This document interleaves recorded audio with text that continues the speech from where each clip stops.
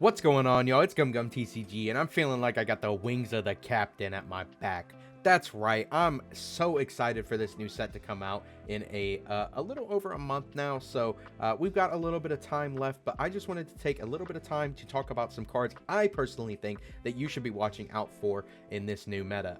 Maybe some cards to pick up and maybe some cards to consider for your decks. I'm sure you've seen a lot of these if you keep up with the card reveals or the OP06 meta in Japan. However, if not, I just wanted to make you aware of some of these cards. Maybe some of them are a little better than you thought, or maybe some of them have been overlooked and you haven't thought about them.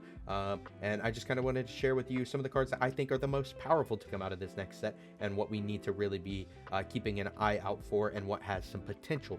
So I've got a handful of them picked out for decks that I think will just drastically improve multiple different decks, but also some that I think just have super good potential in the later game of the One Piece card game. So to kick things off, I mean, I want to know how you all are feeling about OP06. I want to know if you're ready for it. We just got the Uta decks last week, and I know people are excited about that. But are you excited for OP06? Are you excited for the Sanji Zoro structure deck? I didn't throw any of those in here, but definitely some cards in there to be watching out for as well. However, I want to know what you all are feeling. Let me know down in the comments below. If you're not subscribed, also definitely make sure to subscribe. It helps me out a lot. And if you like this kind of content, definitely make sure to leave it a like as well. So, let's just go ahead and jump into this. So off the bat, I mean, we have this new Ivankov character for the Rev Army type deck. 5 drop 6k on play, looks at the top 3 cards of your deck and plays a Rev Army type card with 5,000 power or less, puts the rest to the bottom. So it's not amazing, but for your Bello Betty and your Sabo fans out there and your upcoming Dragon fans, I do think this is a possible inclusion. Like I said, not amazing, but I don't think it's horrible either. Just gets you a free body, and yeah, I mean, I kind of like it. I think it's pretty good, but yeah, just wanted to throw that in there. Next, we got the 10 cost Shanks that is going to be Film and 4 Emperors and Red Hair Pirates type. So, of course, we don't have a Red Hair Pirates deck yet or a 4 Emperors deck, but we do have a Film deck, and a lot of red Film cards support this set to pair with your red purple Uta leader. We kind of get the pieces to start piecing together red Film with the other Film colors being purple and green now. So, Shanks being one of them, I think that this is also just very strong generically. You know, it's a 10 cost 12k body that's going to be very hard to get rid of, at least through battle.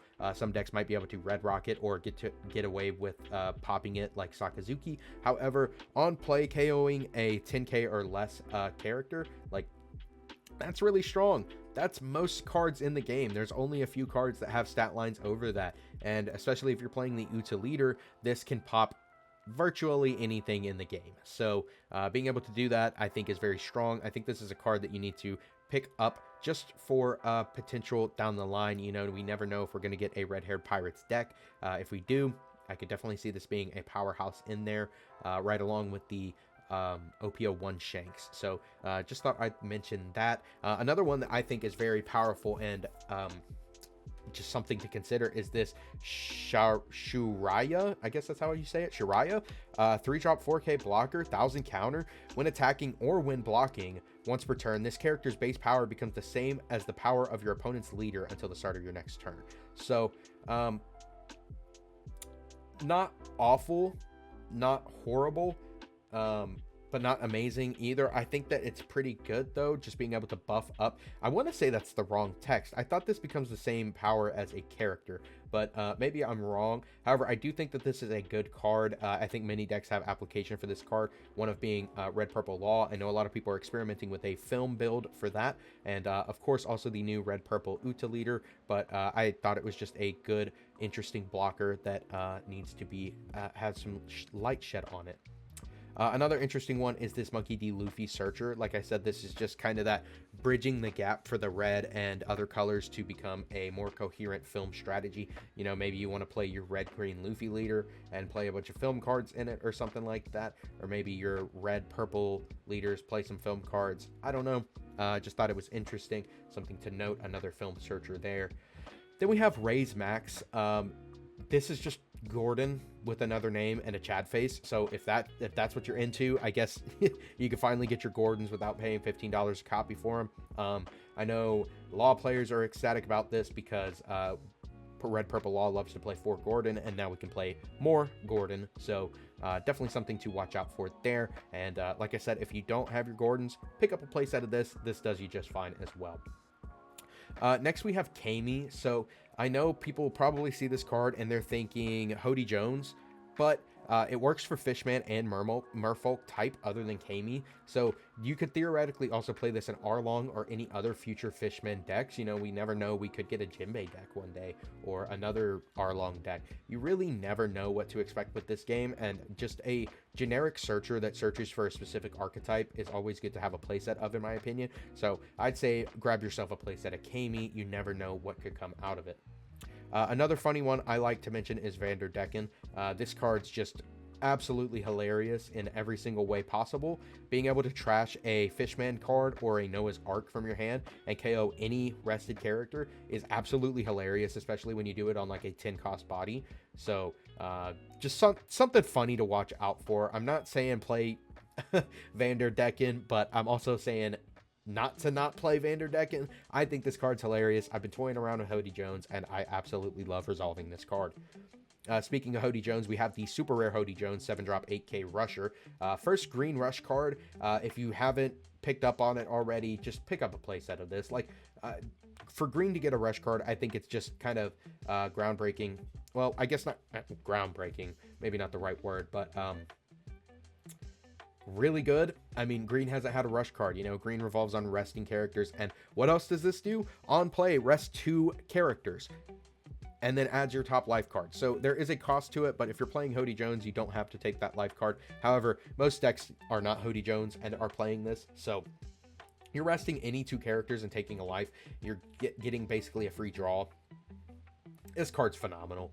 Definitely recommend picking up a playset.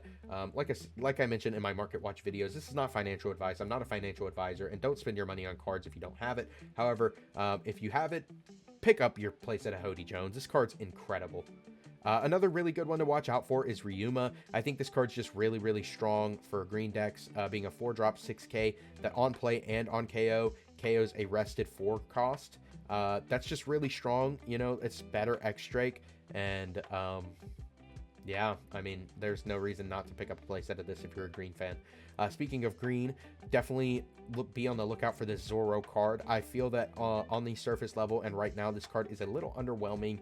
It doesn't have any protection behind it and can be removed from the field rather easily. However, if there is a deck that can pump this out really fast and prevent it from being removed or something of the sort, that this card will be insanely busted one day. Being able to swing 3 times with 1 character is actually really dumb, especially on a 9K body. And if you were to use all your Dawn on this, I believe it is 15,000 swings.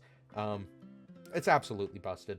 But like I said, I feel that there's just not a deck that can take incredibly good advantage of this right now. So I would recommend trying to get your hands on these once the price goes down on them. Like I said, we don't really know what prices are going to look like right now. I could imagine on pre-release everything being super expensive because it is a new one-piece set. Everybody's trying to hop in on this game right now. So if the price calms down on this and they're like $10 a copy, I would recommend picking them up. Not financial advice, not a financial advisor.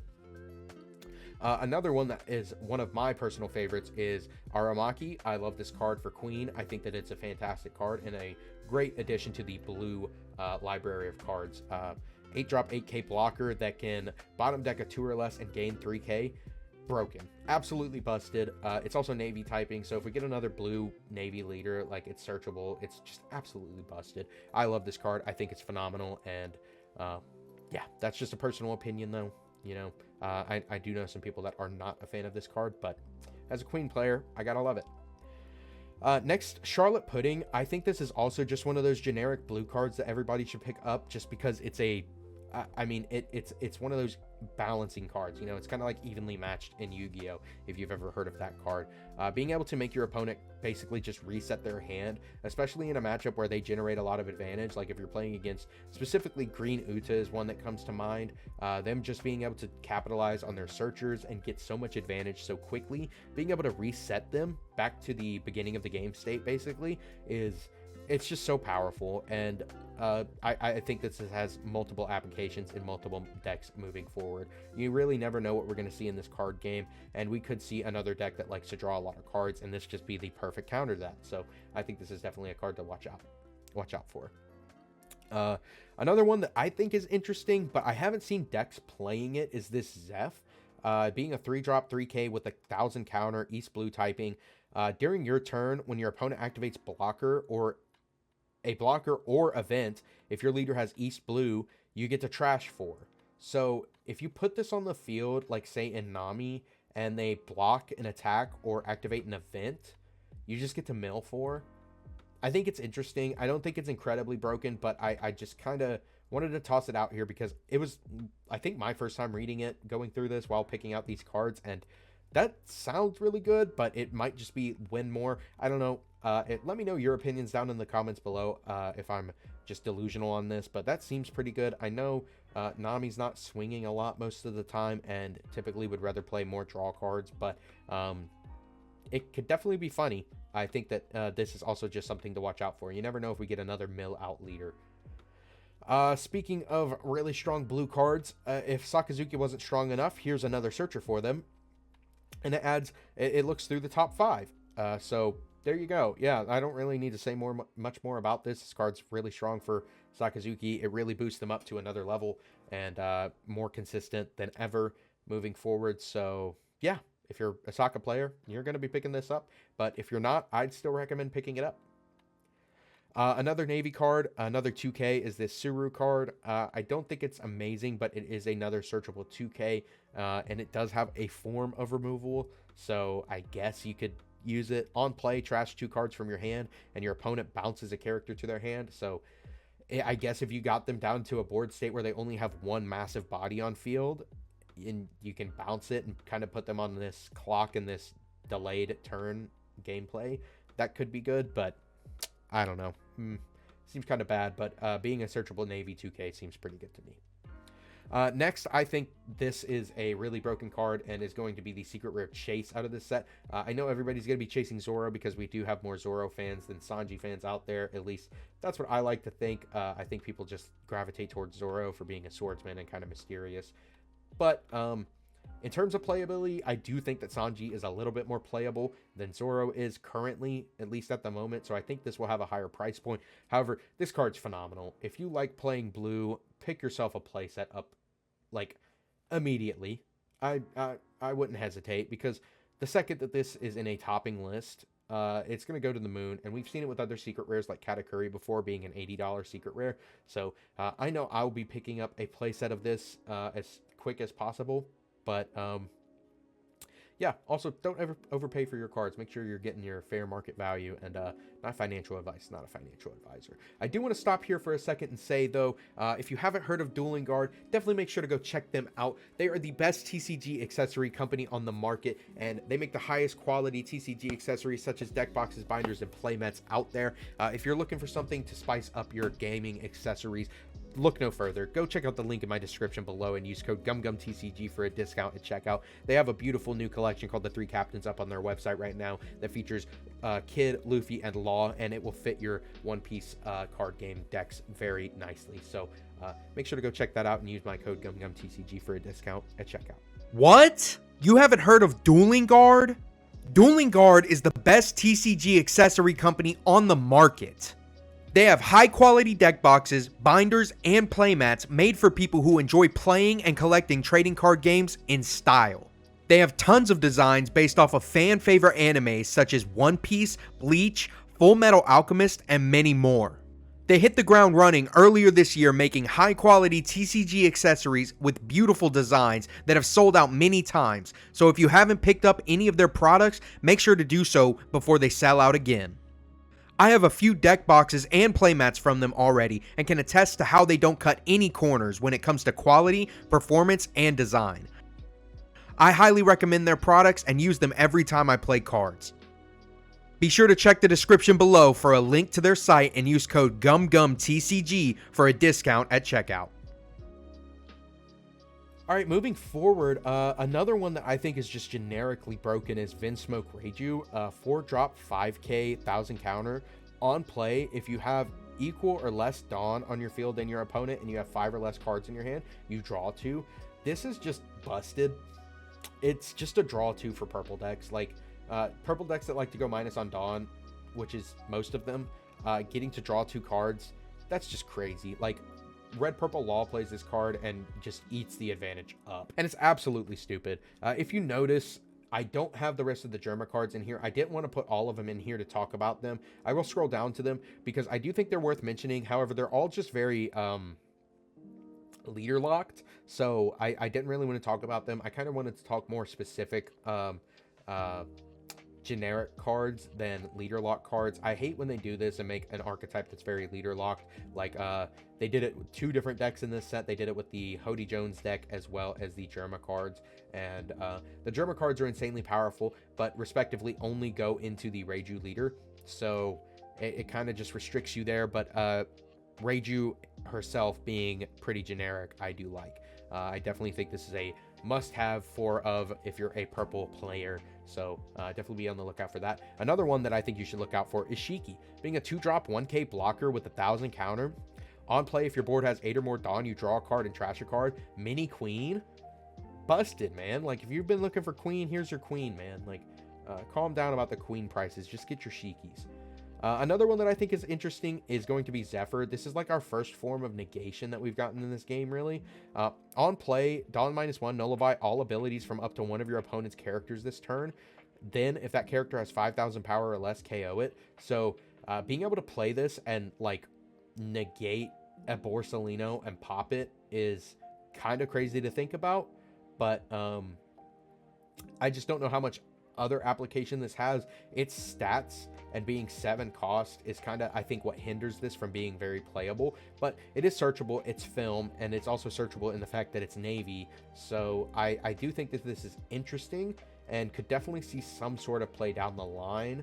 But for now, I think it's just one of those cards to watch out for.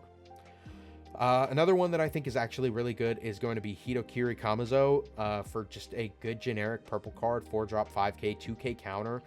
Your turn, once per turn, when you return a Dawn, you get to KO a 2 or less. So you're not KOing all the time, but you can KO sometimes. It's also a 2k. It's also Supernova typing. It's also Kid Pirates typing. So it just seems pretty good to me, man. Like, I think this card's a sleeper and could definitely see some play down the line in some more specific decks.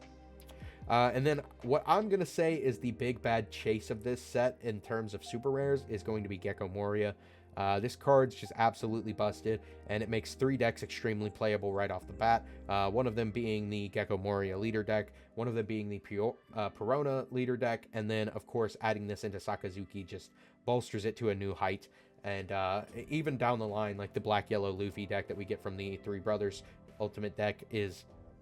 It plays this card and revolves around it as well. This card's absolutely busted, and I see it having a $30 price tag right out the gate, at least, at minimum. Hopefully, a lot of product will be open, and this will be down to maybe a $20, $15 price tag for your supers. But, yeah, if you're a black player, you're going to need to pick up 4 copies of this, and it's just insanely powerful. I'd say even if you're not a black player and you want to stay in this card game for a while, I would recommend picking this up. It's just insanely generic, and a lot of black decks are going to be built around this card for a very long time, in my opinion. Next, we have Brook, 6 cost 6k.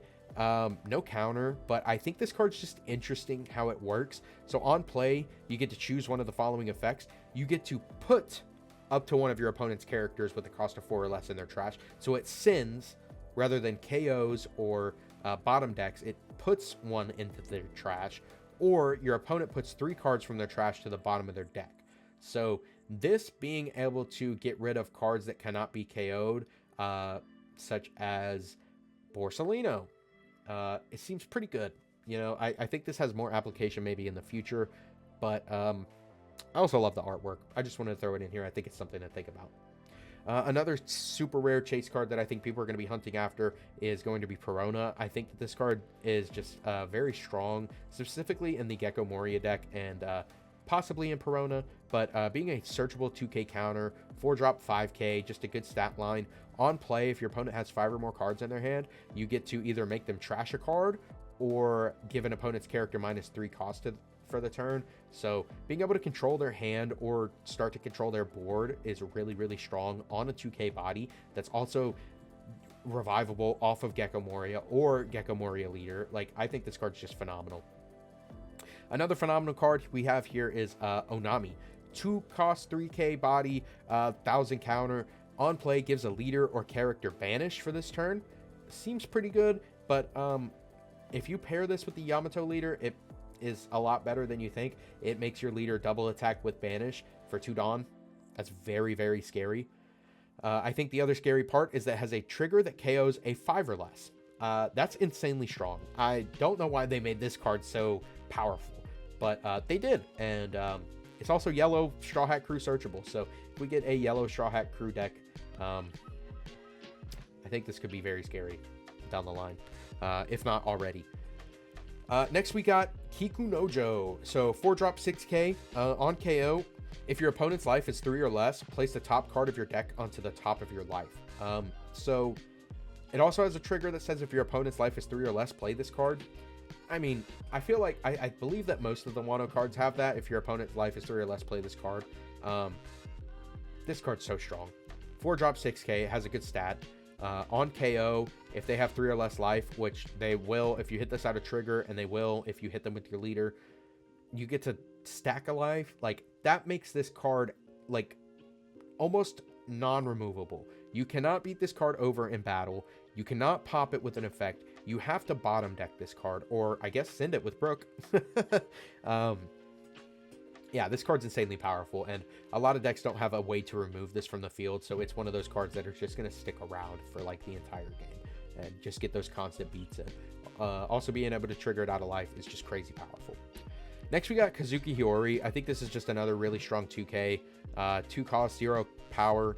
On play, you may put the top or bottom card of your life pile into your hand, and you get to put a card from your hand at the top of your life. So you just get to stack your life, and that's just really, really powerful, especially if you're playing Yamato and you're playing some of these Wano cards. Like, you could just easily stack one of these very early game and then trigger it, hopefully, like the next turn.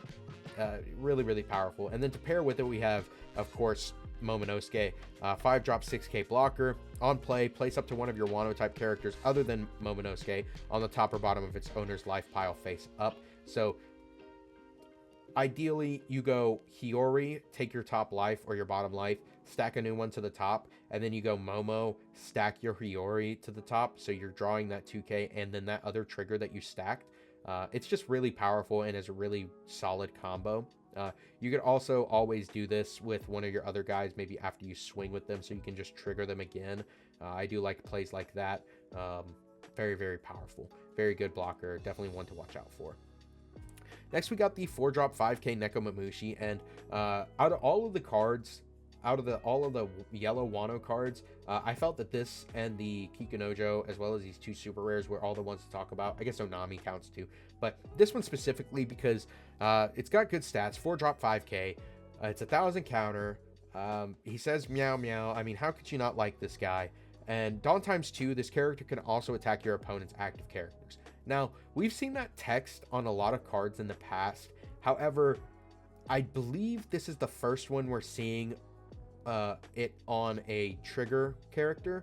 So being able to trigger this out of life and then also pair it with your leader effect to give it that 2 free Dawn, just to start beating over blockers and stuff, I feel that this card's just kind of underrated and pretty strong in my opinion. You know, but being able to beat into active characters is just something your opponent's not expecting, and I kind of like this card a lot. It's pretty powerful. Next, we're going to move into events, and one of them that I don't see lists playing, I guess maybe I haven't been looking for it or haven't been looking at green deck lists, is this billion-fold world trichilocasm, whatever. 1 cost counter that gives a leader or character 2000 power. Not bad, right? But then it says if you have 8 or more rested cards, that card gains an additional 2k power. And when it says rested cards, I imagine that means Dawn cards as well, because it doesn't specify rested characters or rested cards that don't include your Dawn. If this includes Dawn as well, this is just another rad beam essentially, and I think that's really, really strong. and its trigger KOs a rested 3 or less, so that's not bad either. Yeah, I mean, if this card counts Dawn, it's just green's Rad Beam, and I think it's very, very strong. Next we got Ama no Murakumo, whatever. 2-drop event. This card is just walking Rob Lucci, and it's absolutely busted for Navy to have more access to that feature, or to that effect. Main returns one of your opponent's cost 2 or lower, and one cost 1 or lower characters to the bottom of the deck in any order. And then it also has a trigger to activate that effect, which, that's not going to happen too much. But just having Rob Lucci in an event card that's also searchable is completely bonkers. This card's really, really, really strong, and we'll definitely see a lot of play next format. One that I think is a little slept on and won't see as much play is going to be Gravity Blade Raging Tiger. 7-cost event, main, place 2 cost 6 or less characters in any order on the bottom of its owner's deck. And then it has a trigger to place a 5 or less to the bottom of its owner's deck. Yeah, I really like this card. I think that it's very strong for like Blue Croc, being on that odd curve that they like. Having a solid 7 Dawn play, being able to remove 2 bodies, 6 or less, like that just seems really, really strong to me. I played this in my Queen list, and I like it a lot. I think this card is really strong. Speaking of really strong, if you're not scared of Nami, you should be, because White Snake is coming out, and this card is absolutely busted. 2-cost event that is a counter that gives your leader or character 1,000 power for the turn. Not for this battle, for the turn. And then you draw a card. Yeah, that's just so good, man. It's absolutely busted. It's so good for that deck. And then it has a trigger to look at the top 5 cards of your deck and place them in any order on the top or bottom. So if you do trigger this, you can get a nice little stack advantage there. But this card's absolutely broken for Nami. And if you're not expecting to see Nami in the next format, I think you're just thinking wrong.